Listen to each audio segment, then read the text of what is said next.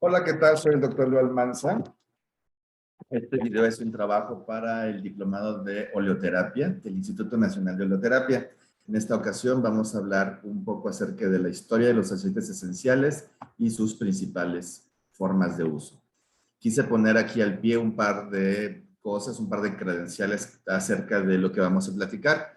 Soy miembro de la Sociedad Mexicana de Historia y Filosofía de la Medicina de la UNAM y soy titular de la materia de Medicina Alternativa y de Historia y Filosofía de la Medicina en la Universidad del Valle de Cuernavaca.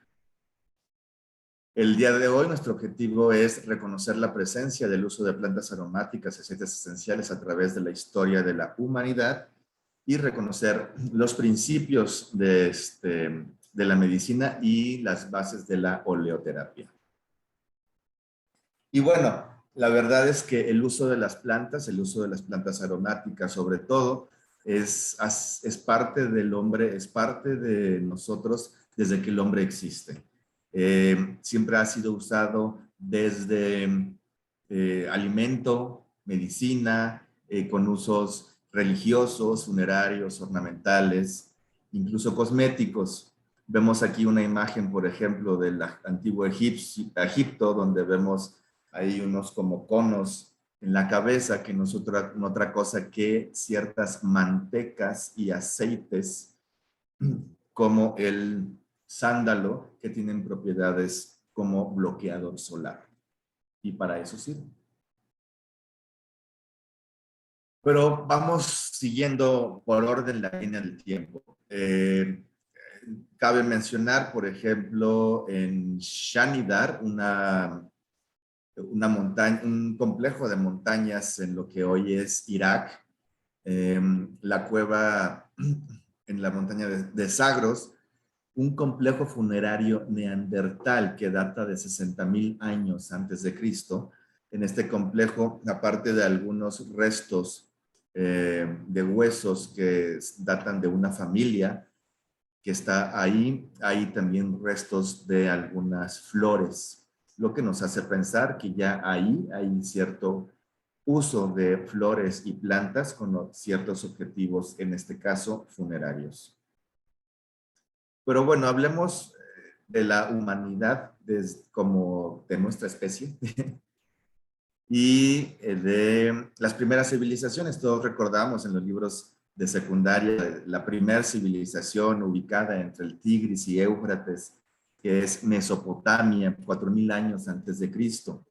En este momento de la historia se usaban muchas plantas, sobre todo macerados, que seguramente en estas vasijas en las que se maceraban se llevaba a cabo incluso cierta fermentación, ya sea por levaduras o bacterias, y esos compuestos después se usaban para fregar pisos y paredes, sobre todo con objetivos de fumigación. Y esto fue así hasta algunos miles de años después, la llegada de la influencia egipcia sobre Mesopotamia, en la que ya sabemos que hay un uso de plantas y aceites mucho más elaborado y con fines mucho más, sobre todo, medicinales y cosméticos y de perfumería. Siguiendo la línea del tiempo, hacia el 3,000 años antes de Cristo, podemos encontrar los Yoga Sutras y los Ayurveda Sutras que hablan del cuidado de la salud.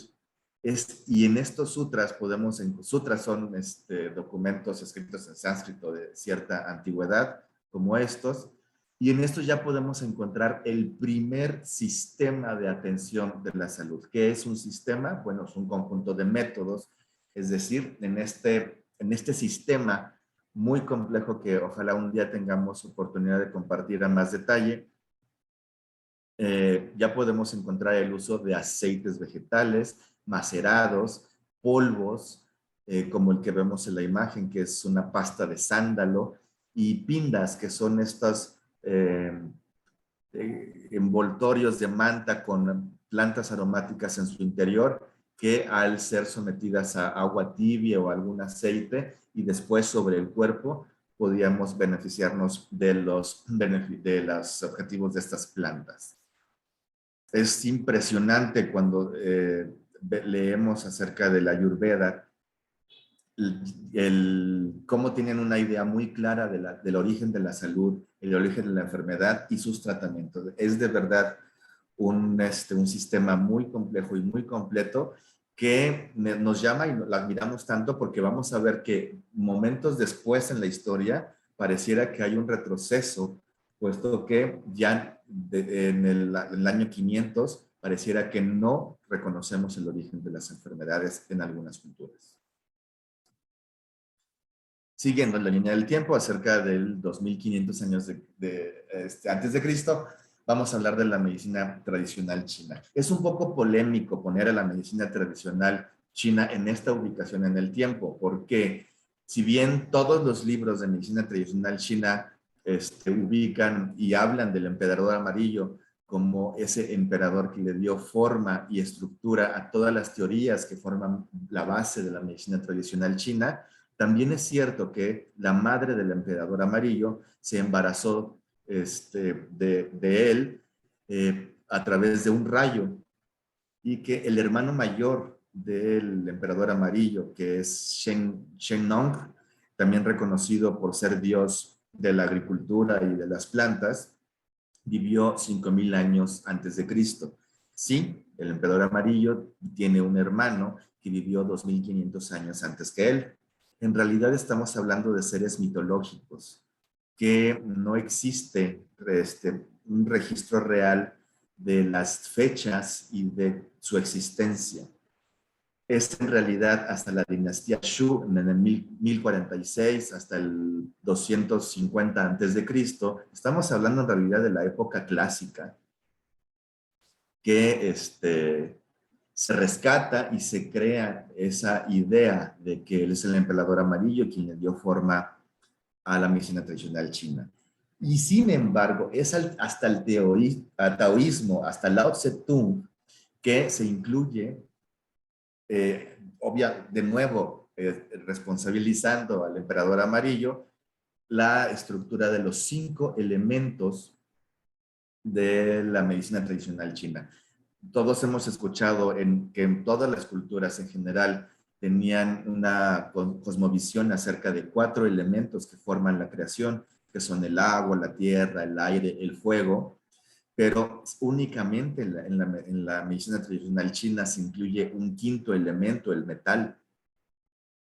Y es que ya visto desde el taoísmo, a la medicina tradicional china para que cuadren todo el resto de las teorías de los meridianos y de la relación entre los meridianos y entre los órganos y vísceras, era necesario ese 5.º punto para poder referenciarlos y explicar didácticamente cómo era la relación entre los órganos y sistemas, el origen de la enfermedad y cómo regular a esa estrella de 5 elementos para lograr el equilibrio buscado en la salud. En la medicina tradicional china se mencionan el uso de plantas para poder equilibrar a esos elementos, que son plantas que hoy seguimos usando de muchísimo, como el jengibre, como el ginkgo biloba, como el ginseng, plantas que han trascendido a la medicina tradicional china, han trascendido a la medicina alternativa y que hoy podemos comprar en tabletas en cualquier farmacia, cual si se tratara de medicina alopática, como le queramos llamar. Siguiendo la línea del tiempo, en Egipto ya tenemos, esa cultura es muy conocida por la momificación. Hoy sabemos que fueron utilizadas infusiones, aceites y empastos de algunas plantas como el tomillo, el sándalo, que conservaban y preservaban a esos cuerpos de la putrefacción y del ataque de bacterias y hongos. Y es impresionante cómo esos empastos usados y esas infusiones usadas pudieron conservar estos cuerpos por miles de años. En la cultura egipcia, los usos que se le daban a estas plantas aromáticas iban más allá de la momificación. Tenían no solo estos usos espirituales, sino medicinales, ceremoniales, de momificación. e incluso de perfumería.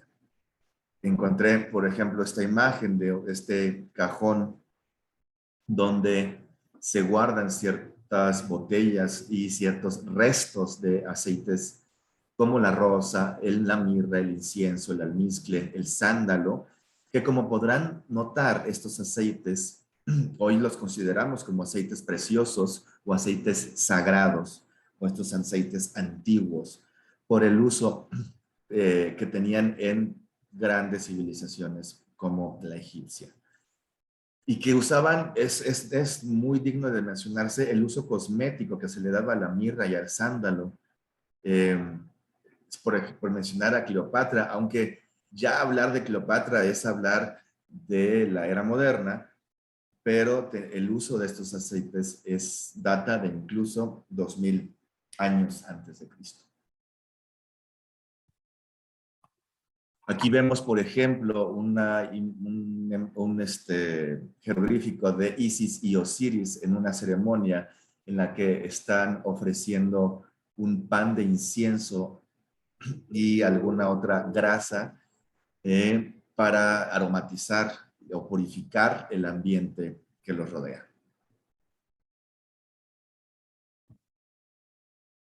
Siguiendo hacia el 1800 antes de Cristo, se dice que en la isla de Chipre existía ya una forma de hidrodestilación, ¿no? No un arrastre de vapor del que hablaremos después, pero ya existía una cierta tecnología para poder obtener aceites esenciales con cierta pureza. Dándonos un salto hacia el 460, hacia la época clásica, 377 antes de Cristo, encontramos a Hipócrates, este gran hombre que consideramos padre de la medicina por muchas cosas y en muchos sentidos, pero sobre todo por el Corpus Hippocraticum. El Corpus Hippocraticum es un conjunto de documentos que en realidad fueron rescatados del incendio que se sucedió en Alejandría muchos años después, y que al no contar ya con orden y con una referencia clara de estos documentos, se le atribuyeron a Hipócrates sin que en realidad hubiéramos tenido la certeza de que él era el autor de estos documentos. Hoy día los historiadores ya han sido capaces de separarlos y de darnos cuenta que la redacción, la filosofía y la intención de muchos de esos escritos es distinta y por tanto no todos esos documentos pertenecen a Hipócrates. Sin embargo, de manera didáctica y en honor, seguiremos considerando al Corpus Hippocraticum como si fuera sido escrito de la mano de Hipócrates. En este Corpus Hippocraticum ya se mencionaban algunas técnicas como el masaje, el uso de hierbas aromáticas, por supuesto, baños aromáticos e incluso el uso de vapores y empastos y cosas así. Sin embargo, Hipócrates es creador de la teoría de la teoría humoral, la teoría de los humores, que fue vigente por miles de años, bueno, 1500 más o menos, y que en muchos sentidos al día de hoy sigue estando vigente, si no en la práctica médica moderna como tal.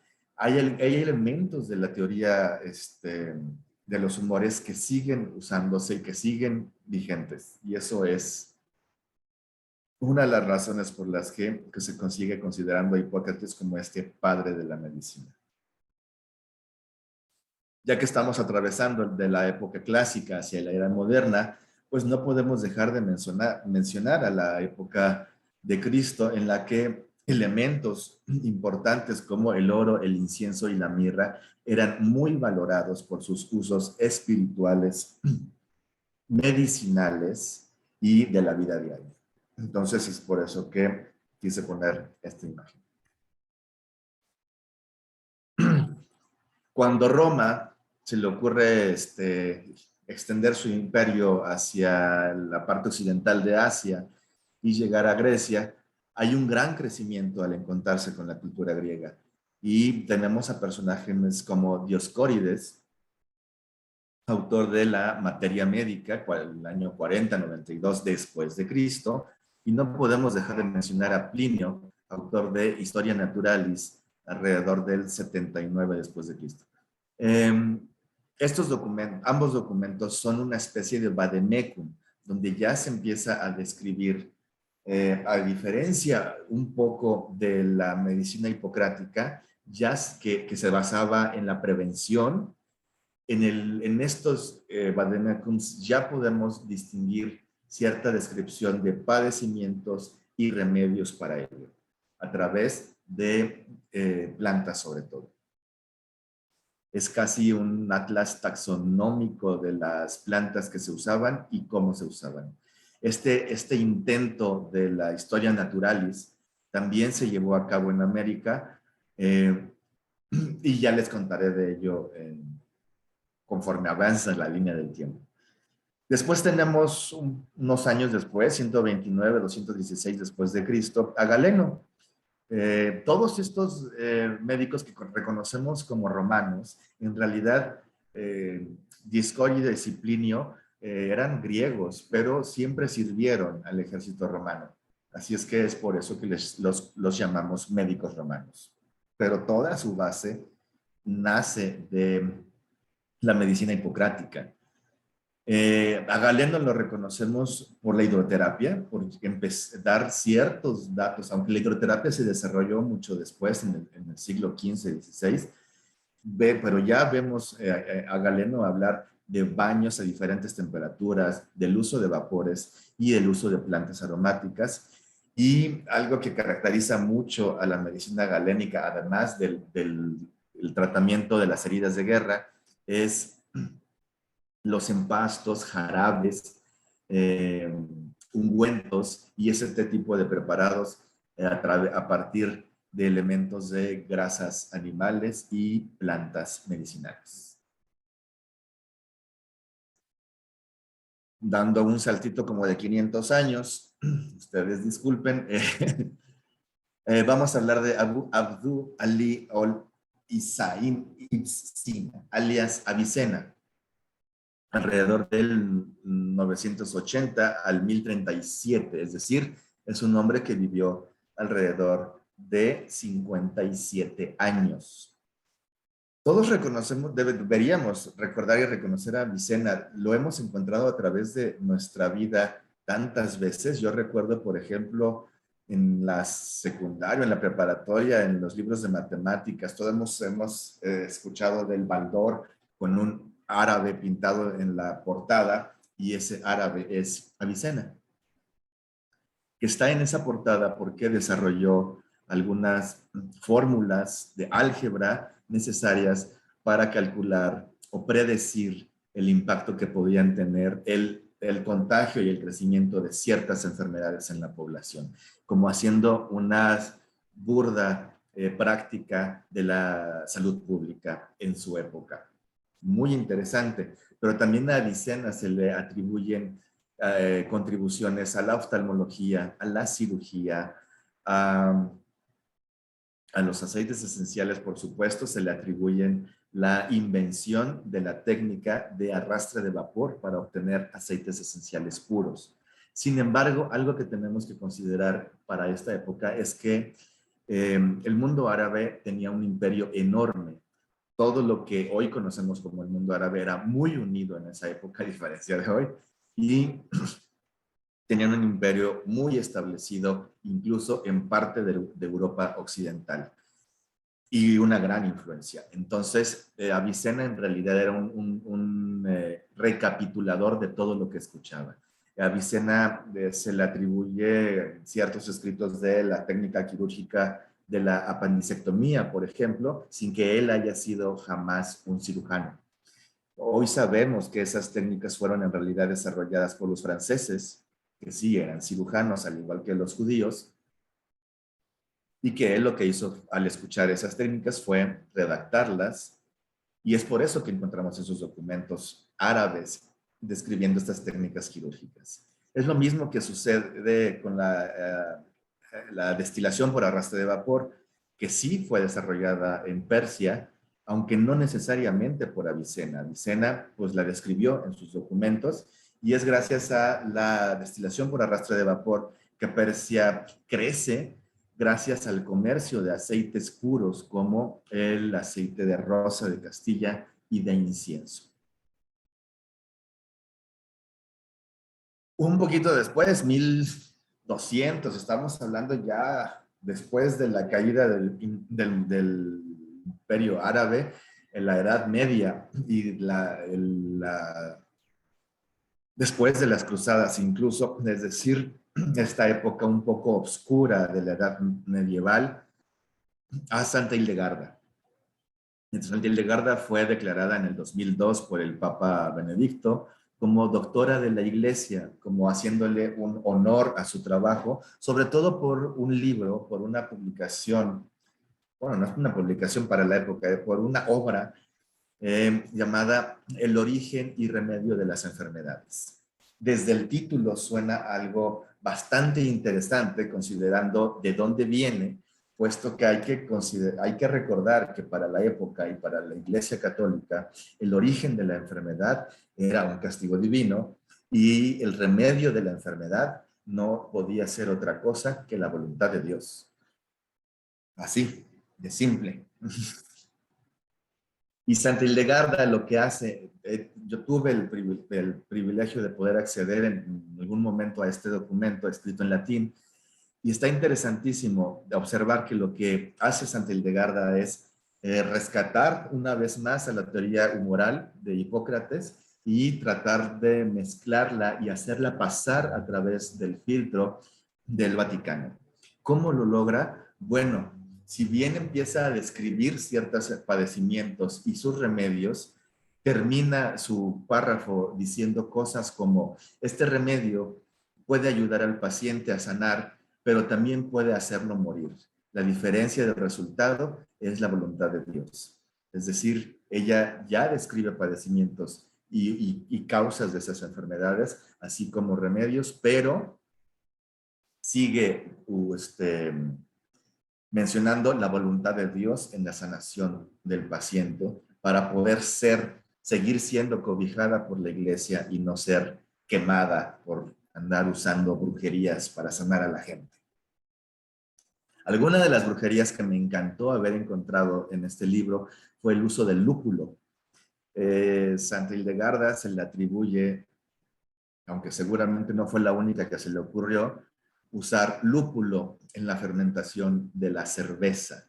Antes de esto, la cerveza era conservada con una mezcla de algunas plantas aromáticas que le daban cierto amargor y con propiedades antibacteriales, pero ella menciona, por ejemplo, a ciertas, ya que está basada en la teoría de los humores, y en la teoría, por ejemplo, de la bilis y los problemas hepáticos, menciona que el enfermo de estos problemas hepáticos debe tomar cerveza y que no debe tomar agua y que solo aquellos hombres sanos a veces pudieran tomar agua sin que les haga daño, porque en general el agua es dañina y es insalubre. Hay que contextualizar un poco que muy probablemente el agua disponible para esa época era insalubre y era preferible un agua que pasó por ebullición y por cierta fermentación y que era más segura. Pero algo interesante observar aquí es que el lúpulo es una planta que drena y regenera el hígado. Y es a esto lo que ella quería llegar al mencionar a la cerveza y al lúpulo como un regenerador de hígado. Entonces es muy ingeniosa para poder encontrar o esconder estos remedios y curas para no ser señalada por sus superiores y expulsada de la iglesia. Por esa época, o un poquito después, 1300, 1400 después de Cristo, por supuesto que podemos recordar la peste negra,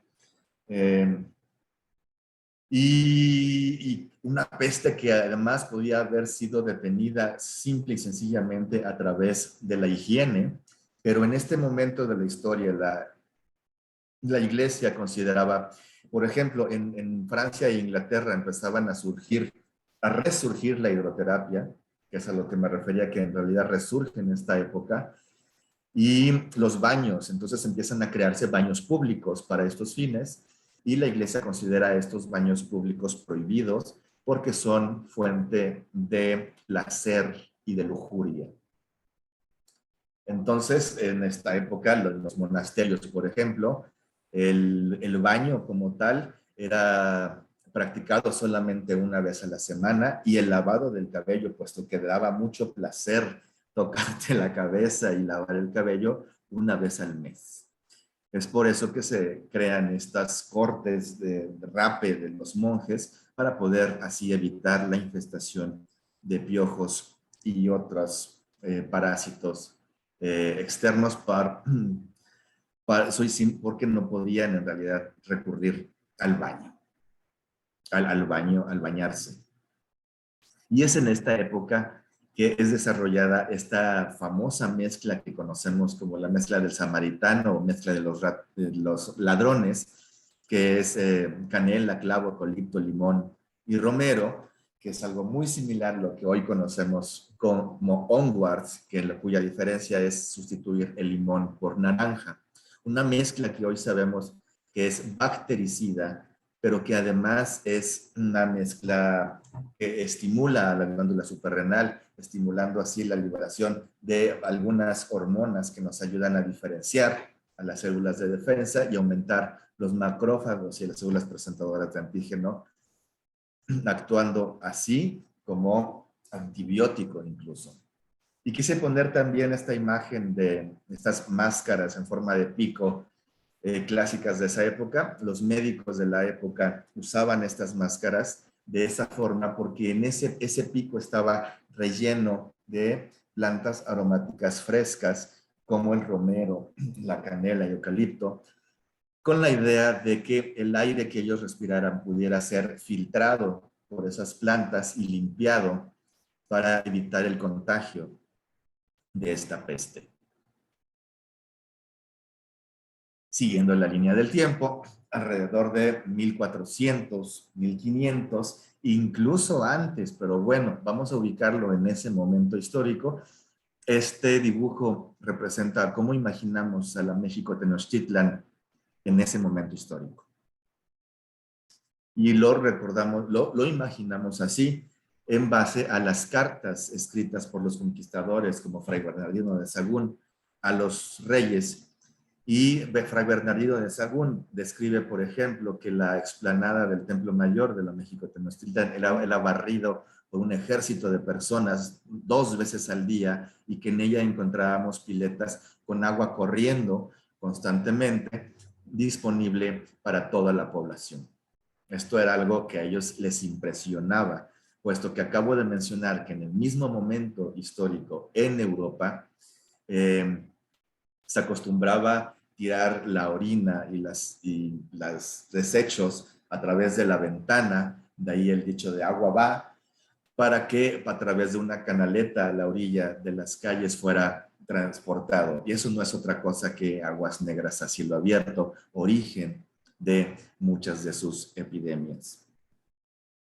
En ese mismo momento histórico, en este lado del charco, los mexicas no conocían bacterias, ni virus, ni hongos, pero estaban convencidos de que la higiene y la salud estaban íntimamente ligados. Es por eso que tenían esta obsesión por la higiene, y también tenían claro que el agua estancada tendía a podrirse y hacer daño. Así como nos decía Santa Hildegarda que el agua en general era perjudicial, bueno, el agua tenía que estar en constante movimiento para que pudiera oxigenarse constantemente y entonces no fuera perjudicial.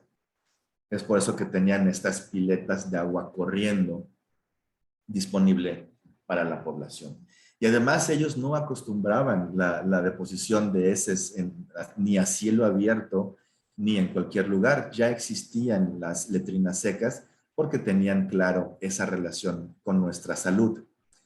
En el otro, también quise poner esta imagen del Códice de la Cruz Badiano, donde podemos observar a una paciente y el médico que le está explicando qué planta va a utilizar y cómo la va a utilizar.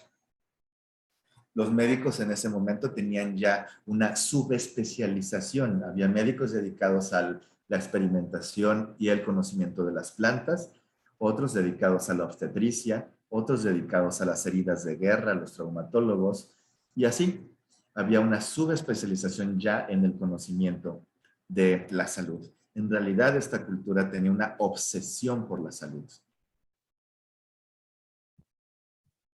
El Códice de la Cruz Badiano lo conocemos por ese nombre porque fue escrito por Juan de la Cruz bajo la instrucción de un sacerdote apellidado Badiano, quien le enseñó latín a Juan de la Cruz y lo instruyó para sacarle la información y plasmarla en esto que prácticamente es un atlas taxonómico de las plantas utilizadas por ellos y los usos que ellos tenían. Este códice fue escrito para el rey, para demostrarle que no era una bola de salvajes que había que aniquilar y conquistar, sino que era una cultura valiosa de la que se podía aprender, pero al rey no le importó y guardó este libro, este códice en un cofre por cientos, no, él lo guardó y duró ahí por cientos de años hasta que alguien lo encontró y apareció en una subasta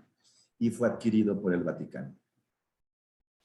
Alrededor de 1992 fue que el Papa Juan Pablo II, en su visita a México, le ofreció a Carlos Salinas de Gortari que pidiera él, casi que pídeme un deseo, y Carlos Salinas de Gortari le preguntó a los intelectuales del país qué podía él solicitarle al Vaticano, y fue el doctor Rui Pérez Tamayo, miembro en su momento, en paz descanse, de la Academia de la Sociedad Mexicana de Historia y Filosofía de la Medicina, quien le sugirió solicitar de vuelta el Códice de la Cruz Badiano. Es gracias al doctor Rui Pérez Tamayo que hoy podemos consultar y disfrutar de este códice en el Museo de Antropología e Historia. Eh, y hay plantas que hoy seguimos utilizando incluso en aceites esenciales. Si observamos estas flores blancas con puntitos amarillos, esto no es otra cosa que jazmín, que ya era utilizado con fines relajantes desde esa época. Algunas otras de las plantas descritas en este códice no han podido ser identificadas, y se cree que muchas de ellas están extintas. Continuando con la línea del tiempo, hablemos de Paracelso. Paracelso es muy mencionado y muy solicitado en la historia de la medicina. Sin embargo, es un personaje enigmático y encantador porque es alquimista. Y este personaje ya reconoce en las plantas que hay algo dentro de ellas que nos ayuda y que nos sana. Él todavía no sabe si son monoterpenos o cisqueterpenos, ésteres o alcoholes, pero él le denomina el alma de las plantas. Y esto es algo bien interesante porque debemos recordar que el alma no es humana. El alma pertenece a plantas, animales, objetos, piedras. Y es eso que está subyaciendo, sobre todo la creación. No es que exista mi alma y tu alma y nuestras almas, sino que solo hay un alma y es el alma de Dios. Está atribuyéndole un elemento divino a esa planta que es la voluntad de Dios que quiere sanarnos.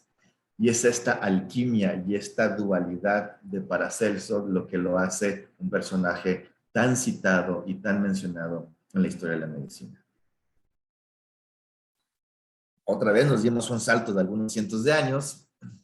Vamos a hablar de Charles Chamberlain, un discípulo de Pasteur. Recordemos que para la época, y recordando un poco lo que nos platicabas Paracelso, existen algunas teorías, por ejemplo, la creacionista, en la que pensaba que si tú ponías un puño de trigo y un trapo viejo en un cajón, bueno, pues podríamos crear a través de esos elementos un ratón.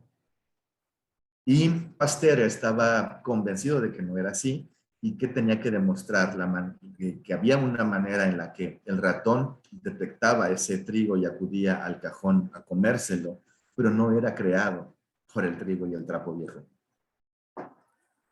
Es por eso que creó estas matraces de cuello Pasteur, que es esos matraces en cuello de cisnes, diseñado este cuello para evitar el ingreso de microorganismos, bacterias y demás en los cultivos que tenía en esos matraces, para él poder así aislar y demostrar que son las bacterias y son los microorganismos los causantes de hechos tan interesantes como la fermentación de la cerveza. Él es el primero en aislar el Saccharomyces cerevisiae, la levadura que hoy usamos para la fermentación de la cerveza.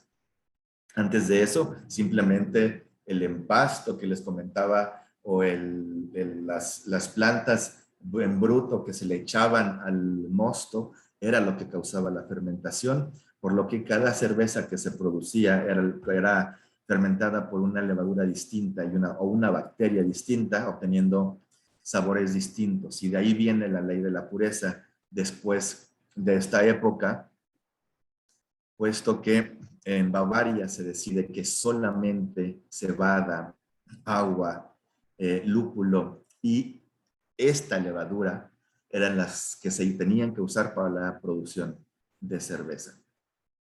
Charles Chamberlain, un discípulo de Pasteur, siguiendo esta idea de lograr aislar los elementos que son los que están causando o produciendo los efectos en la salud o en los procesos de alimentos, etcétera, es el primero en aislar, por ejemplo, el virus de la rabia y también a través de ciertas técnicas iniciales de laboratorio, pues logra aislar las primeras sustancias a partir de aceites esenciales para decir, es este compuesto o este elemento el que está logrando actuar como antibacterial o como tal activo dentro de un aceite esencial. Entonces empezamos ya en Francia en esa época a dilucidar que hay compuestos dentro de los aceites esenciales que tienen cierta actividad orgánica.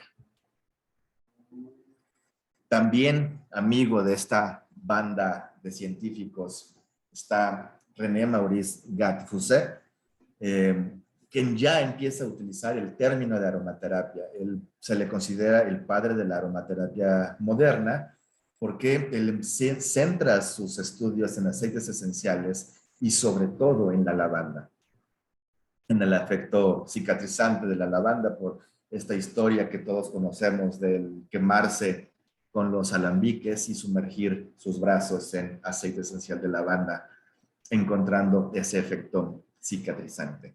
Aquí encontré algunas de sus portadas, de sus publicaciones, donde ya empieza a mencionar la palabra aromaterapia e incluso la perfumería moderna a través de aceites esenciales. Y siguiendo esa misma línea en Francia, en 1920, Jean Valnet es creador ya como tal de una corriente que él llama fitoaromaterapia, en el que ya se reconoce la actividad fisiológica de cada uno de los aceites, de manera que él llama a los aceites esenciales las hormonas vegetales, como vemos en el título del libro que encontramos de él. Por otro lado, en la isla británica, encontramos a Marguerite Maury, quien ya desarrolla el uso de los aceites esenciales con objetivos holísticos, es decir, a masajes y con fines de las emociones y así. Y sobre todo, ya hay bastantes aceites puros disponibles a la época, por lo que empieza a hablar de la individualización del tratamiento. En esta portada de este libro de Marguerite Maury podemos encontrar esta guía de aromaterapia, El secreto de la vida y la juventud, ¿no? Ya nos habla desde el título que ella busca este efecto holístico de longevidad y de salud emocional a partir de los aceites esenciales. Y justo es el momento entonces de hablar de las principales escuelas europeas de aceites de la aromaterapia, como la española, que siempre se ha caracterizado por la búsqueda del uso de los aceites esenciales en la cosmética, en los jabones, en las cremas, en los perfumes, y esta escuela española de aromaterapia que hoy sigue siendo un orgullo para ellos y para grandes líneas cosméticas españoles que hoy siguen presumiendo y ostentando ser herederos de esta gran escuela española de aromaterapia. A diferencia de la escuela francesa, que como pudimos ver en su desarrollo, está centrada más en el uso medicinal y científico de los aceites esenciales, y a diferencia de la escuela británica, que busca más el aspecto holístico, masajes, emocional de los aceites esenciales. Para cerrar un poco la línea del tiempo y cómo fueron purificándose y especializándose en el uso de estos aceites, aunque nos saltamos por ahí el surgimiento de la endobiogenia.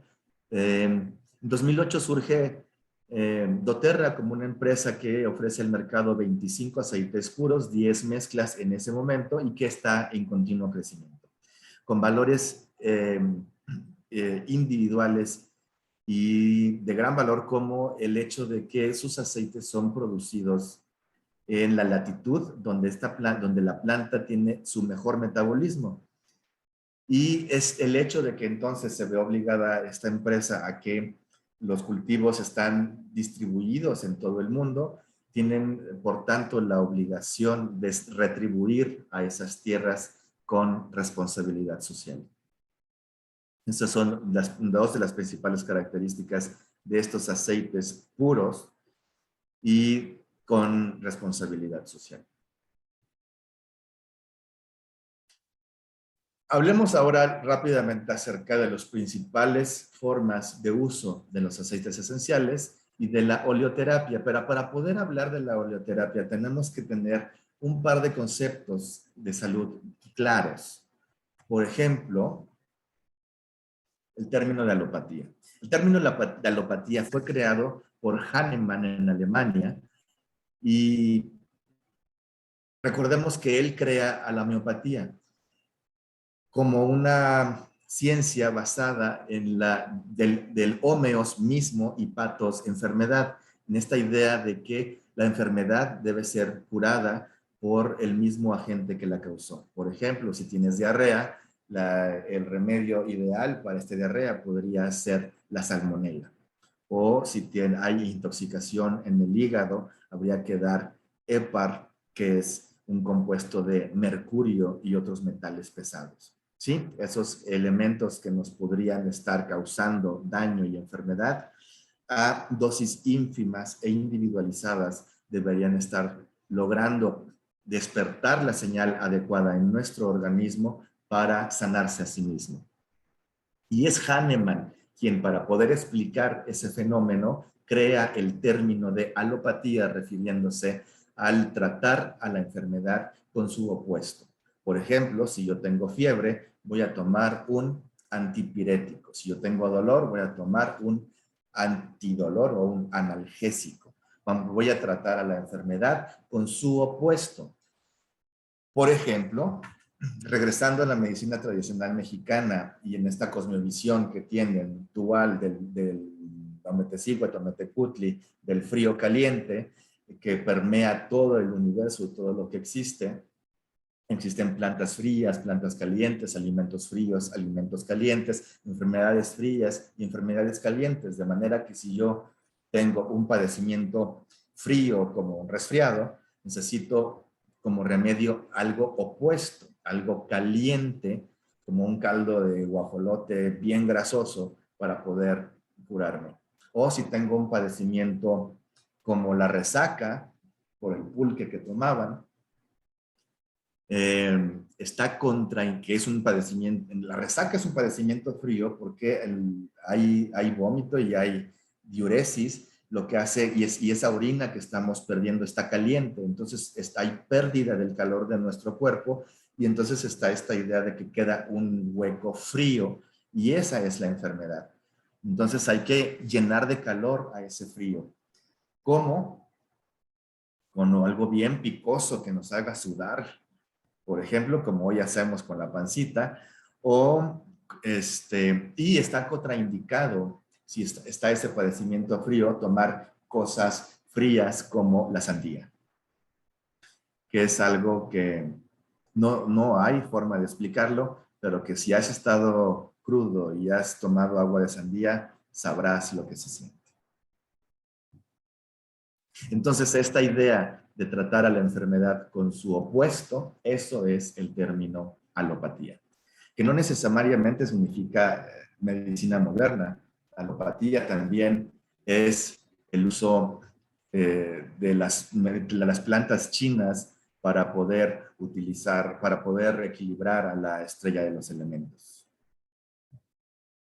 Aquí puse pues, este ejemplo de las que podemos ir al mercado a encontrar esta serie de canastas en las hierberías que nos tienen letreros de la planta para la presión arterial, la planta para el dolor de cabeza, la planta para el dolor, etcétera, la jaqueca, los triglicéridos. Y esta idea de tratar a la enfermedad con estas plantas que son su cura opuesta es alopatía. Otro término que tenemos que tener claro es la medicina basada en la evidencia.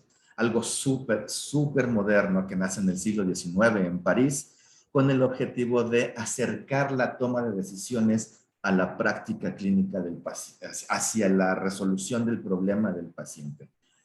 Es decir, si por ejemplo, quise poner esta imagen de esta flor de azar, si hemos observado la evidencia de que una infusión de azar disminuye 10 milímetros de mercurio la presión arterial y ha sido repetible, es decir, existe esa evidencia, bueno, pues lo que hay que hacer es acercar esa toma de decisiones al resto de mis pacientes hipertensos para ofrecerles esa misma infusión de flor de azar, para tratar de simplificarlo, puesto que en ese momento de la historia la ciencia se estaba volviendo cada vez más estricta y lo hizo, y sigue siendo cada vez más estricta, y poder evitarnos un largo camino que significaría entonces averiguar qué elementos o qué compuestos existen en la flor de azar que hacen y de qué manera hacen que nuestra fisiología se logre la disminución de 10 milímetros de mercurio, que sería el camino natural de la ciencia, que eso se le llama la ciencia básica.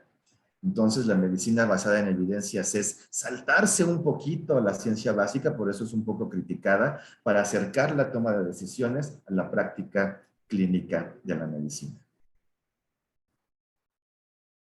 La práctica médica en México es algo que heredamos, por supuesto, de los mexicas. Hoy seguimos escuchando en los centros de salud llegar a la paciente diciendo, doctor, tengo un frío metido en la rodilla, por favor, deme una pastilla caliente. Pero también la heredamos, por supuesto, de los españoles. Pero los españoles la aprendieron de la invasión árabe que tuvieron por 500 años, pero también de su vecindad con los franceses. Y es que la escuela francesa de la medicina es quien funda en la época moderna esta práctica clínica, que viene del cliné, del griego cliné, cama, esta idea de la que Apolo Médico, junto con sus hijos Higia, Esculapio y Panacea, visitaban por la noche las camas de los enfermos para que Esculapio pudiera explorar al paciente, tocarlo, escucharlo, integrar un diagnóstico para que Panacea pudiera elaborar un remedio para esa enfermedad. Entonces, la práctica clínica de la medicina francesa se refiere a todo aquello que en la cama con el paciente acostado, podemos observar, tocar, oler, probar del paciente para poder elaborar un diagnóstico.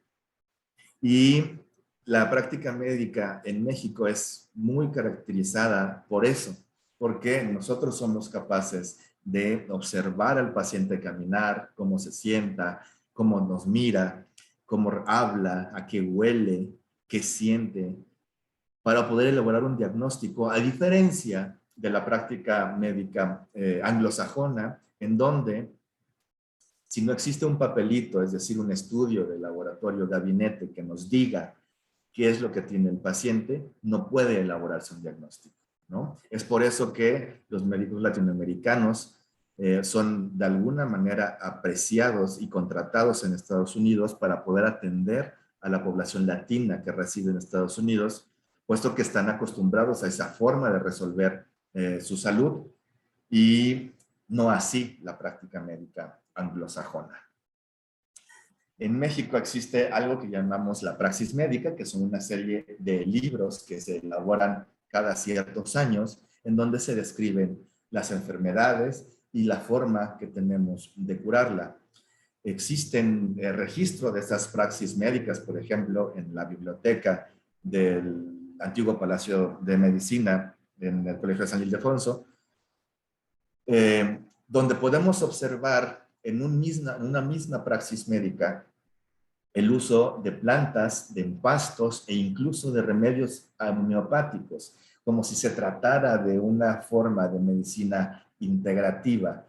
Y es con el tiempo y con la llegada del capitalismo, el liberalismo, y la influencia de la medicina anglosajona, que la práctica médica en México empieza a cambiar y a transformarse. Por ejemplo, la práctica médica institucional en México nadie la planeó. Surgió en base a las necesidades. Es por eso que tenemos en México tantas instituciones distintas de salud, como si se tratara de que cada quien se rasque con sus uñas, ¿no? Los trabajadores tienen el IMSS, los trabajadores del Estado tienen otra institución, y así los petroleros, los marinos, los aéreos militares, etcétera. Es decir, nadie planeó esto. Pero bueno, la práctica médica institucional se refiere a las acciones de un conjunto de muchos profesionales con el objetivo de mejorar, conservar y restaurar la salud de la población. La práctica médica para este momento histórico del surgimiento de la práctica médica institucional en México ya es un mundo de información lo suficientemente enorme para poder ser contenido en un solo individuo. A todos nos encantaría llegar al IMSS, a nuestra cita de medicina familiar, y que este médico pudiera resolvernos nuestros problemas de todos nuestros asuntos de salud, como si se tratara de un médico general, familiar, infectólogo, reumatólogo, psiquiatra, endocrinólogo al mismo tiempo, ¿no? No dudo que haya alguien con todas esas especialidades al mismo tiempo, pero no es lo práctico y no es la generalidad. De manera que es por eso que la práctica médica institucional se basa en el esfuerzo de muchos profesionales para poder atender a la salud de la población. La práctica médica institucional, no solo en México, sino en Latinoamérica, está marcada por la carencia de recursos materiales y humanos. Pero esta carencia es por eso que, por ejemplo, podemos ver en la fila de la consulta externa de medicina familiar en el IMSS a una gran cantidad de pacientes que, si hacemos números, en las horas que tiene para atender a esos pacientes y el número programado, a cada paciente le viene tocando entre 5 y 7 minutos por consulta, incluyendo la toma de signos vitales, lo que hace complicada la práctica médica. Pero esta situación no es culpa del médico que está ahí sentado. De hecho, él sufre de estrés, frustración y enfermedades crónico-degenerativas debido a este hecho. En realidad, esta situación se debe a las decisiones económicas y políticas que han tomado nuestros líderes. Nunca se debe a las decisiones de ningún médico. Si por el médico fuera, por supuesto que esta práctica institucional sería distinta. El hecho de que se usen fármacos elaborados por compañías transnacionales en estas instituciones tampoco obedece a la voluntad de estos médicos.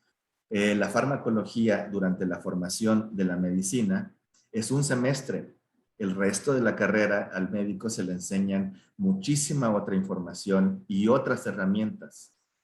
Pero entonces, ¿por qué usamos esas herramientas específicamente y no otras? Eso es decisión de nuestros diputados y senadores, que son quienes elaboraron los contratos con esas transnacionales para comprarles por millones esos medicamentos. Es decir, estas empresas transnacionales mandan a representantes a cabildear, y por cabildear me refiero a ofrecer dinero a nuestros representantes para lograr que las instituciones de salud sigan trabajando de esa manera y que las universidades sigan trabajando de esa manera. Pero jamás esas decisiones han sido una decisión de un médico. Ningún médico estudia 8, 10, 12, 15 años para dañar a nadie. Todos los galenos que están ahí para, desde su trinchera, conservar, restaurar y mejorar la salud de la población. Otro concepto importante que deberíamos conocer es la práctica médica hegemónica. La palabra hegemónica se refiere a todo aquello que queremos imponer sobre los demás como si todos fuéramos iguales, ¿no? La práctica médica hegemónica se refiere a pensar que absolutamente todos los organismos son idénticos y van a responder, van a enfermarse de las mismas cosas y van a responder de la misma forma a los tratamientos. Esto se le llama eficacia pragmática, ¿no? El pensar que una aspirina va a quitar un dolor de cabeza en la Ciudad de México, en Acapulco, en la Patagonia, en Moscú o en Tokio. Eso es una práctica pragmática. Y que todos nos vamos a enfermar de lo mismo, que también es falso. Hay enfermedades propias, por ejemplo, de grupos étnicos como los judíos, que son enfermedades que ninguna otra raza va a padecer en ningún momento. Hay enfermedades propias de los asiáticos y de los latinos, etcétera. No quiero alargarme más en todo eso, pero quiero aclarar que la práctica médica hegemónica es individualista, no le importa el interés de la población, sino el interés individual, es decir, el dinero. Es asocial, por lo mismo, es ahistórico, no le importa el desarrollo que han tenido las diferentes culturas en la práctica que han tenido en el cuidado de sus enfermedades, sino que impone una forma de diagnosticar y tratar las enfermedades y, por supuesto, es una práctica biologicista. ¿Y a qué me refiero con todo esto? Es que, por ejemplo, México y Latinoamérica en general somos víctimas de la imposición de la práctica médica hegemónica. ¿Quién la impone? Bueno, los intereses económicos de las transnacionales y de la gente que domina el dinero de este mundo, a diferencia de países como Alemania, donde los índices de corrupción son mínimos y donde si tú acudes a cualquier farmacia, lo que vas a encontrar son preparados de plantas y homeopatía. ¿Por qué? Porque la homeopatía fue creada por Hahnemann en Alemania. Es como, y entonces eso pertenece a su cultura, a su sociedad y a la forma que ellos han tratado a sus enfermedades por muchos años. Ese respeto a su cultura, a su sociedad, podría darse al igual que China, donde en los hospitales la práctica de la acupuntura es más del 60% de la práctica médica, y otros países. A diferencia de México, donde la práctica de masajes, del uso de las plantas medicinales que tanto leíamos en el Códice de la Cruz Badiano, está hecha hacia un lado, que no olvidada, por la práctica médica hegemónica. No todo en Latinoamérica es así. Por ejemplo, Chile, eso es lo que quería mencionar en esta diapositiva. En Chile, hace 2 años, antes de la pandemia, se llevó a cabo el Congreso Mundial de Terapia Neural. La terapia neural es una técnica que se considera en la mayoría de los países como medicina alternativa y que sucedió en un país latinoamericano, porque es un país donde la terapia neural es parte de la práctica médica y es incluso una optativa de las universidades de medicina. Es decir, los médicos aprenden esto en la universidad y no en un curso que tienen que ir a tomar a una escuela alternativa. La medicina alternativa, si tú lo googleas, vamos a encontrar definiciones como que es toda aquella práctica que no cuenta con bases científicas. Y esa definición es hegemónica, porque es mentira. La terapia neural que acabo de mencionar cuenta con artículos serios publicados en muchísimas revistas científicas de prestigio en 25 países y sin embargo en toda Latinoamérica, excepto en Chile, sigue siendo considerado medicina alternativa. ¿Por qué? Porque no es negocio para los corporativos practicar terapia neural, al igual que la oleoterapia o el uso de aceites esenciales no podría ser un gran negocio eh, para esas transnacionales, a menos que doTERRA se dedicara a cabildear en la Cámara de Diputados, a convencer a nuestros líderes de incluirla en la práctica médica del Instituto Mexicano de Seguro Social. Pero eso no creo que pase. Entonces, en realidad, para mí, la definición de medicina alternativa es toda aquella práctica que está yendo contracorriente contra la imposición de la práctica médica hegemónica. Y bueno, algo ya mucho más moderno, hacia finales de los 90 y este siglo, sería la medicina integrativa, como un esfuerzo de ir en contra de la medicina hegemónica, de una vez por todas y de un plumazo dejar claro técnicas como la acupuntura, como la fisioterapia, como la nutrición, la medicina tradicional y este montón de técnicas que en realidad cuenta con bases científicas, cuenta con formas de hacer un diagnóstico y de tratar una enfermedad de una manera integral. Y es por eso que le llamamos medicina integrativa. Y es en esta corriente o en esta práctica médica que tiene lugar la oleoterapia, puesto que estamos usando los principios científicos de los compuestos que hay en cada uno de los aceites esenciales, elaborando un diagnóstico y tratando una enfermedad con algo que en realidad es natural. Ahora, ¿pero qué son los aceites esenciales? ¿Y de dónde vienen?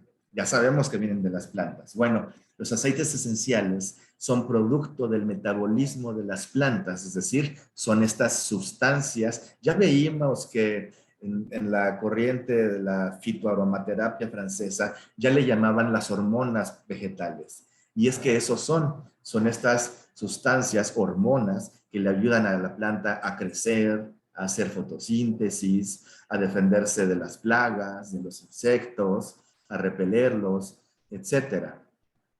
Entonces, eso significa que son sustancias metabólicamente activas dentro de la fisiología de la planta.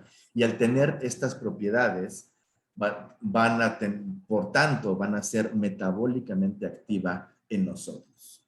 Van a tener actividades muy similares a las que hacen en las plantas, pero en el humano. Es por eso que quise poner esta imagen en esta posición, este hermoso paisaje, para decirles que absolutamente todo lo que vemos en la imagen fue puesto ahí para nosotros. Me encanta siempre compartir esta historia en la que yo me enamoré de las plantas estando estudiando la carrera de medicina, porque hice un diplomado en medicina tradicional mexicana, y algún día mi maestro me dijo, bueno, vamos al bosque a buscar plantas medicinales. Y lo primero que pensé fue, ay Dios, vamos a caminar kilómetros y kilómetros a ver si encontramos algo. Y mi gran sorpresa fue que no fue así. En realidad, en un solo metro cuadrado podríamos encontrar 8 o 10 plantas medicinales, lo que me hizo darme cuenta que en realidad cada una de las cosas que está postrada sobre la superficie de este planeta está pensada, está hecha y pensada para el disfrute del humano, de nosotros. Desde esa hermosa puesta de sol, pasando por los árboles que producen oxígeno para nuestra subsistencia, las demás especies que están ahí para nuestro alimento y la manzanilla que vemos en primer cuadro, que tiene tantas propiedades para nuestro beneficio como la inflamatoria y digestiva, etcétera. Cada uno de esos elementos fue puesto ahí por la voluntad de como le quieras llamar, la madre naturaleza o Dios, por amor para nuestro disfrute.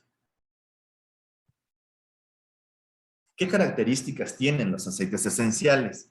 Ya vamos a ver en un par de diapositivas cómo se extraen los aceites esenciales, pero es importante saber que son volátiles, es decir, fueron obtenidas por el calentamiento y logrando que estas sustancias se convirtieran en un vapor y después enfriarse y precipitarse. Lo que significa que este aceite, al volver a calentarse, por mínimo que sea, va a volver a volatilizarse. Son muy sensibles y son liposolubles, se disuelven en aceites, no así en agua, y su pureza va a determinar su valor terapéutico.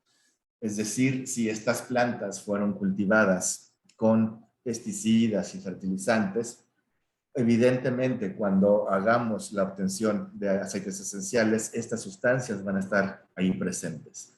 De manera que es necesario garantizar la pureza de estos aceites para poder tener un alto valor terapéutico, como es el caso de doTERRA, que son cultivos orgánicos cuidados para este objetivo. Los aceites esenciales están compuestos de moléculas orgánicas, es decir, compuestas de carbono, hidrógeno y oxígeno.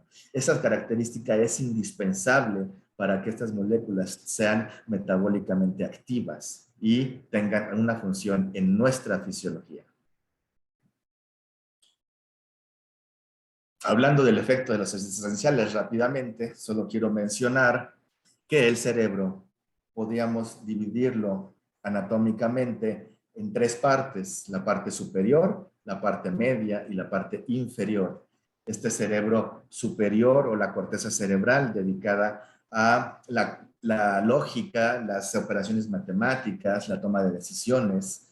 Esta parte media del cerebro o mesencéfalo, o también llamado sistema límbico, en el que se encuentran actividades como las emociones, la memoria y algo muy importante, se encuentra ahí la interacción, la conexión con el sistema nervioso neurovegetativo, que voy a explicar en la siguiente diapositiva.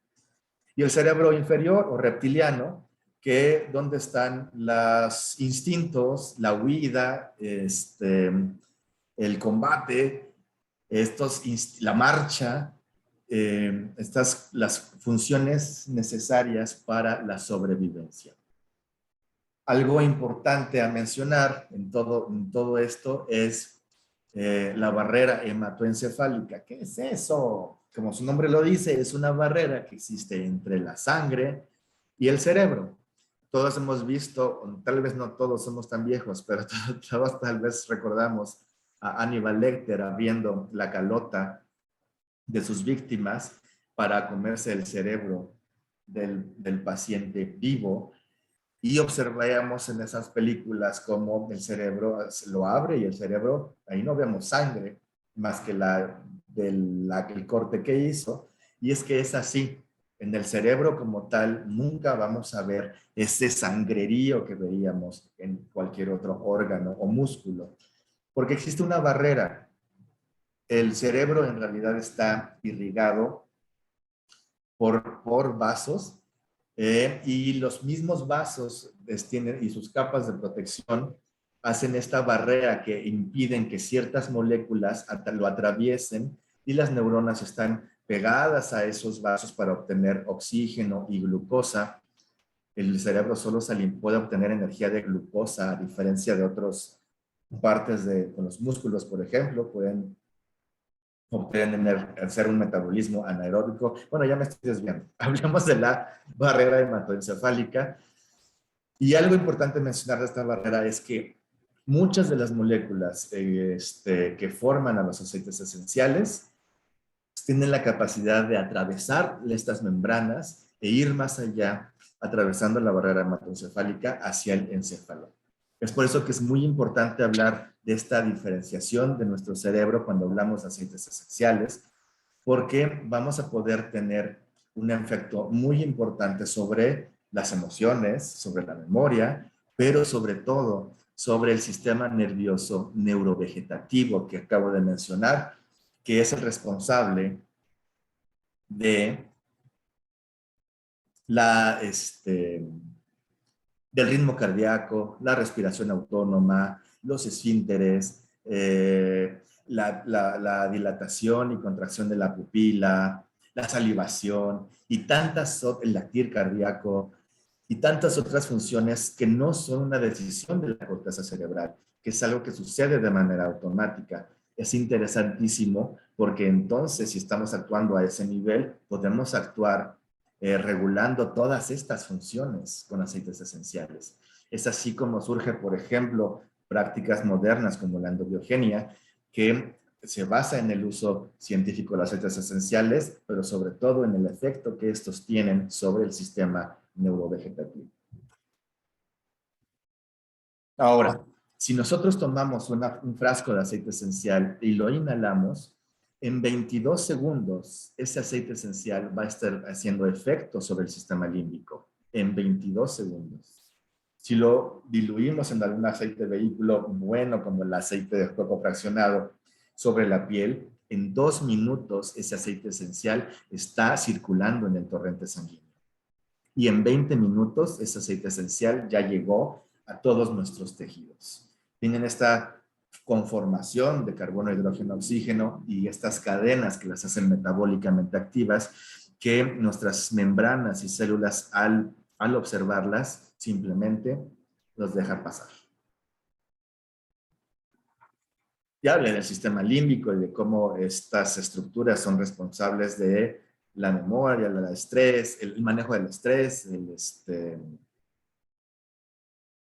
y la defensa, el trauma, etc. ¿no? Aquí quise poner un ejemplo, esta integración que existe entre el sistema límbico y el sistema neurovegetativo, y cómo, por ejemplo, el hipotálamo está relacionado con la regulación del pulso, la presión arterial, la respiración, etcétera, o la hipófisis con la liberación de hormonas que van a comandar al resto del sistema endocrino, a la comunicación de todas el resto de nuestras glándulas como la suprarrenal, el timo, la tiroides, el ovario, etcétera. Entonces, estamos actuando a nivel de un eje base en nuestra fisiología. ¿Cómo se obtienen los aceites esenciales? Bueno, hay muchas formas de obtenerlos, como el arrastre de vapor, la hidrodestilación, la maceración, el prensado en frío, el enfriurage. Este es un ejemplo muy básico del laboratorio de cómo podemos poner en este primer matraz, esto es una fuente de calor. Un primer matraz vamos a colocar solamente agua. Esta agua va a estar calentándose y produciendo vapor que va a pasar a través de este segundo matraz, donde se va a encontrar la materia orgánica de la que queremos obtener ese aceite esencial, que pueden ser generalmente hojas y tallos. Y este arrastre que va a hacer el vapor a través de la materia orgánica va a subir, va a pasar por este tubo de enfriamiento. En estas conexiones está constantemente circulando agua fría para hacer que ese vapor vuelva a precipitarse y obtener en este condensador de precipitados dos cosas. Una fase de agua y una de aceite. Eso ya es el aceite esencial y esta agua es agua floral, también se le llama así, en la que vamos a encontrar trazas de los compuestos del aceite esencial y otras sustancias hidrosolubles que se obtuvieron de la planta. Esto es importante saber. El aceite esencial no significa que sea un extracto de las cosas que hay dentro de esa planta, ¿no? El aceite esencial son los elementos grasos que hay ahí, porque los hidrosolubles están en el agua floral y los que no se pudieron evaporar a través del arrastre de vapor siguen presentes en la materia orgánica en el segundo matraz y ahí van a estar, de manera que cuando conocemos a una planta a fondo, debemos saber qué compuesto queremos usar de ella para saber cómo poder extraerlo de ahí, si por arrastre de vapor o por otros métodos, o sin ninguno de estos. Por ejemplo, la cola de caballo, que es utilizada para la remineralización del riñón, no podemos usar ni una infusión, ni un extracto, ni un aceite esencial, ni ninguna de estas formas para obtener esos minerales que se encuentran ahí para remineralizar el riñón. Lo que necesitamos es la fibra de la planta. Por eso es necesario secarla, molerla y hacer cápsulas del polvo de la cola de caballo para obtener ese beneficio. Y así cada planta tendrá métodos distintos. Por ejemplo, la hidrodestilación es algo muy similar a lo que acabo de decir del arrastre de vapor, pero en lugar de tener separado la materia orgánica y el agua, están juntos. Es decir, la materia orgánica está en hervor constante para lograr que sus aceites se volatilicen. Esto se usa para cortezas, maderas y elementos más duros o difíciles de tratar.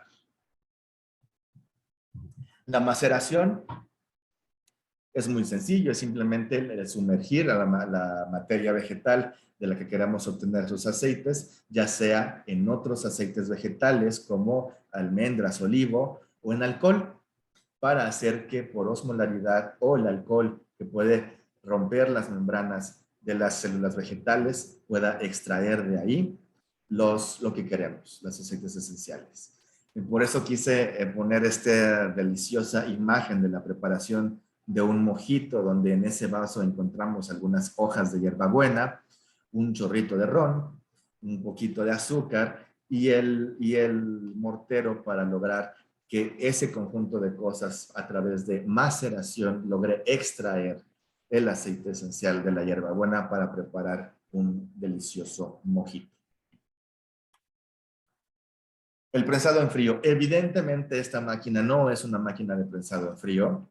No quise ponerla porque nos ayuda a explicar qué es eso. Pero bueno, en realidad las máquinas de prensado en frío son unas cosas gigantes con unos rodillos enormes cuyas imágenes no nos servían para poder explicarlo. Pero es esto, es apachurrar, machacar a la materia vegetal para obtener de ese prensado los aceites que en ella existen. El prensado en frío es usado para algunos aceites esenciales, pero sobre todo para la obtención de aceites vegetales como el aceite de oliva, la pepita de uva, de almendras, etcétera. Se le llama prensado en frío porque a estas bandas que están apachurrando la materia vegetal deben estársele administrando constantemente frío porque sabemos que la fricción calienta y si el aceite de oliva se calienta, se va a transformar y se va a convertir en un aceite que no es precisamente el más saludable. Sus moléculas, sus ácidos grasos se van a transformar en ácidos grasos saturados, que no son lo que queremos del aceite de oliva. Por eso encontramos en el súper aceite de oliva extra virgen, que se refiere a que fue obtenido por prensado en frío. Y el absoluto o effleurage es algo súper complejo en el que en una manteca vegetal vamos a depositar, por ejemplo, pétalos como el jazmín o la rosa, para que a través de la osmolaridad y la afinidad, estos mantecas obtengan el aceite esencial una y otra vez, es decir, varias veces se colocan pétalos sobre ella hasta que se satura y entonces poder a través de alcoholes, éteres y solventes separar a esa manteca del aceite esencial que queríamos obtener. Estos aceites, como ven, es un proceso muy complejo y por tanto caro, y también la materia vegetal que se suele requerir para lograrlo es muy alta. Es por todo esto que suelen ser aceites caros, como el jazmín o la rosa. Y es justamente eso, el rendimiento del aceite esencial, lo que los hace caros, porque, por ejemplo, 153 gramos de aceite esencial de melisa son obtenidos de 3 toneladas de la planta. ¿Te imaginas? 3 tortons, trailers de esa planta para obtener un frasco de melisa. Es por eso que es tan caro.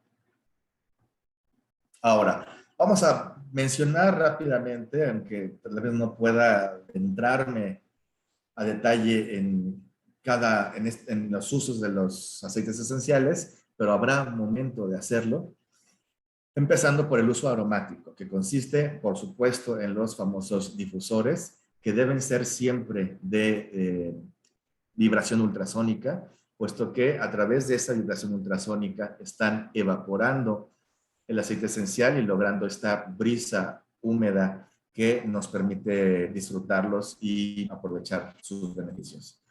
Los difusores estos de porcelana con una velita abajo, deberíamos evitar usarlos, ya que lo que estamos haciendo ahí es calentar al aceite esencial hasta lograr evaporarlo, y en ese calentamiento podemos transformar a las moléculas, y si bien puede oler muy rico, tal vez no nos beneficiaremos de los principios y de los beneficios en nuestra salud de estos aceites esenciales. Otra forma de hacerlo es simplemente tomar el frasco del aceite esencial e inhalarlo.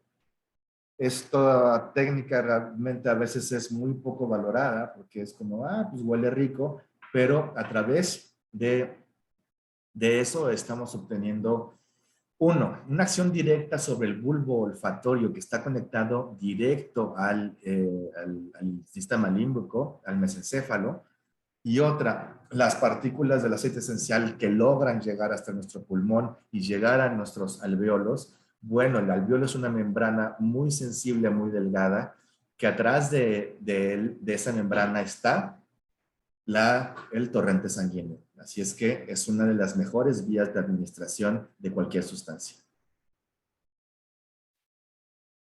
El uso tópico. Si bien podemos usar los aceites esenciales puros directos sobre nuestra piel, es mejor utilizar siempre un vehículo como el aceite fraccionado de coco, que nos permite penetrar a capas muy profundas de la piel, o cualquier otro aceite vehicular, pero siempre me gusta mencionar al aceite de coco fraccionado porque tiene la peculiaridad de permitir la penetración a capas muy profundas de la piel, a diferencia del aceite de almendras, que es un aceite muy, muy denso, que si bien nos protege al aceite esencial de la evaporación, tampoco penetra tan profundo por su densidad tan alta. El uso tópico puede hacerse en cualquier parte de nuestro cuerpo que lo requiramos, pero suele hacerse sobre todo sobre zonas linfáticas, puesto que hay una mayor absorción en esos lugares como el cuello, las muñecas, las ingles, la planta de los pies. También mencionar que hay aceites esenciales que pueden ser irritantes para la piel, y eso siempre hay que consultarlo y tenerlo claro. Y preferiblemente siempre usar un aceite vehicular. Y finalmente el uso interno, que consiste ya sea en el poner algunas gotas de aceite esencial en un vaso con agua y tomarlos. Cuando hacemos esto, este vaso siempre, siempre debe ser de vidrio, puesto que algunos aceites esenciales pueden ser corrosivos para el plástico u otros materiales. Rápidamente les cuento, hace unas semanas pedí un jugo y me lo trajeron, un jugo de zanahoria en un vaso de unicel. Se me fue el avión y se me hizo muy fácil poner en ese jugo un par de gotas de Sendoquin. Me puse a dar consulta y después de una consulta y regresar a mi jugo, el vaso de unicel estaba perforado. Deje usted, se perforó y se destruyó el vaso. Los restos y los metabolismos de esa reacción no queremos tomarlos, no queremos tomar plástico en nuestro organismo, ¿sale? Es por eso que lo ideal es usar elementos inertes a los aceites esenciales, como el vidrio. Otra forma muy sencilla de hacerlo es las cápsulas vegetales. En una cápsula simplemente la abrimos, ponemos las gotas del aceite esencial que queremos usar de manera interna ahí y listo. Esto es muy útil, por ejemplo, en aceites esenciales cuyo sabor es fuerte o para la persona, el paciente, no es agradable. Los aceites esenciales además pueden mezclarse, generando así sinergia entre ellos, es decir, poder potencializar el efecto de uno con otro. Por ejemplo, se dice que este efecto regenerativo que tiene el incienso sobre nuestras células es potencializado hasta en un 80% si se mezcla con lavanda. Y así, hay muchos aceites que hacen sinergia y cuyas mezclas siempre van a hacer potencializar los efectos de estos para lograr lo que queremos.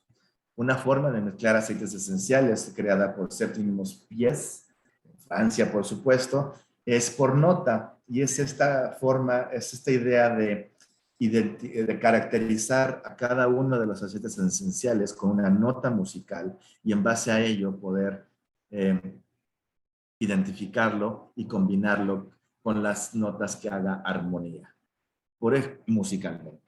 Por ejemplo, hacer una mezcla la cual tenga una nota base que generalmente son caracterizadas por ser aceites densos, caracterizados musicalmente por notas bajas y que tienen una baja evaporación y que van a estar en una mezcla de 30,000 litros, por poner un ejemplo, en 1 a 5 gotas. Unas notas medias que generalmente son hojas, tallos,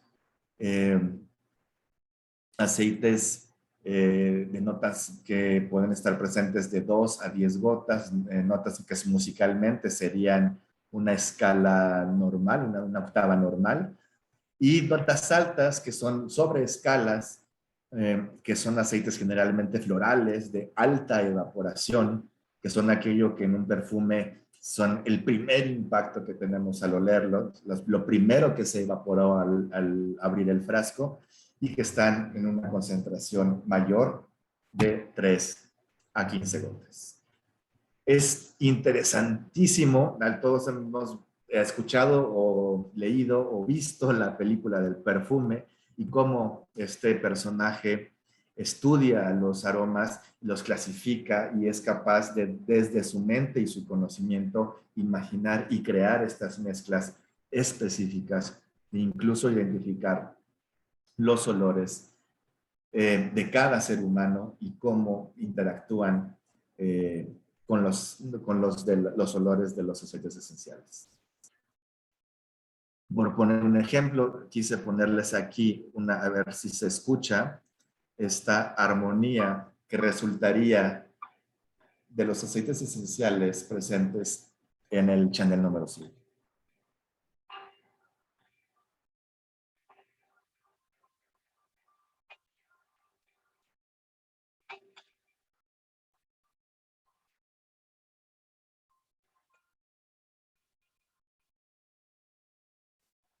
Creo que no se escucha, pero bueno, es la idea. Otra forma de hacer mezclas de aceites esenciales es por su clasificación. Existen tablas ya establecidas de clasificación de aceites esenciales que seguramente puedes tener a la mano y donde podemos clasificar a los aceites esenciales por personificador, potencializador, ecualizador, modificador. En donde ahí puse los porcentajes en los que están presentes y este es un tema extensísimo y apasionante, cómo crear mezclas de aceites esenciales, pero el personificador, por ejemplo, es el objetivo final, el objetivo real para el que queremos crear esa mezcla. ¿Qué queremos lograr con esa mezcla? Eso es ahí vamos a colocar en ese lugar al aceite esencial personificador y que va a estar en realidad en la menor proporción de la mezcla, de 1 al 5%, y un potencializador, un aceite que sabemos que va a hacer sinergia con el primer aceite y que va a estar en una mayor proporción, en un 50-80%, y después algo que nos ecualice o estabilice esa mezcla en un 10-15%, y el llamado modificador al final en una menor proporción del 5 al 8%. Estas tablas en realidad ya están elaboradas, solo simplemente hay que consultar y ver si hay aceites que son caracterizados clasificados como porcinificadores, como potencializadores. Hay aceites esenciales que cumplen con varias de las clasificaciones y que puedan ser usados indistintamente en una mezcla. Hasta ahí por ahora. Les seguimos en el siguiente video y esto solamente es alguna de la bibliografía consultada, sobre todo la medicina en la historia de Rodríguez Echeverría, de Veterinaria Panamericana, y por supuesto el libro de esenciales modernos de doTERRA. Nos vemos pronto. Un gusto.